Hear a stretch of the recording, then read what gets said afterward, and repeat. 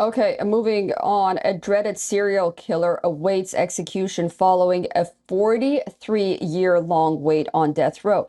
The person's medical team members gear up to deliver that lethal shot in the prison. The moment of truth finally arrives, but there is a twist in the plot. 8 failed attempts are made to administer the lethal injection. But why so? Because they are unable to find a vein. The deadline passes and the execution is halted. The incident unfolded in the U.S. state of Idaho.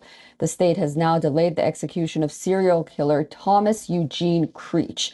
This after not 1, not 2, not 5, but 8 failed attempts at delivering the lethal injection. The 17-year-old serial killer has served one of the longest death row stints in U.S. history, almost 50 years long. So what happens next? Well, let's find out who Thomas Eugene Creech is. The now 73-year-old Creech was imprisoned in 1974. He has been convicted of 5 murders across 3 states. However, he is suspected of at least half a dozen more.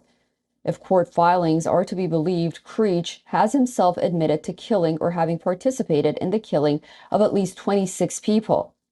If the procedure had worked, he would become just the 4th person to be executed in Idaho since 1976, and it's first in 12 years. Okay, so what happens next? According to the Idaho Department of Corrections, Idaho does not have an idea of time frame or next steps at this point. The state doesn't seem to know at this point. The department will continue discussing what to do in the days ahead.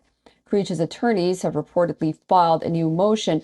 They are calling for a stay in the execution immediately after the execution was called off. Their claim: the badly botched execution proves that a state can't carry out a humane execution. While it remains unclear what will happen next, other states usually turn to secondary methods when a lethal injection fails.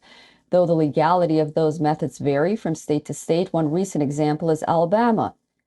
It was a missed vein that prompted the controversial use of nitrogen gas in the state.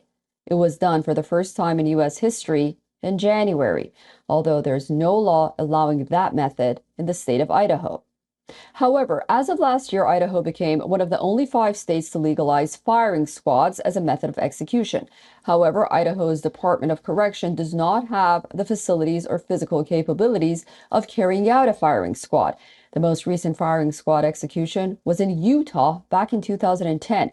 No other state has carried out a firing squad execution in 50 years. No matter how Thomas Eugene Creech is made to meet his maker, some say this rather bizarre episode has once again raised questions about what might be considered a humane execution.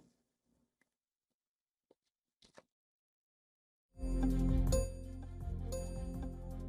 future attempts at trying to establish IV access, let's call it, and we'll discuss next steps after that.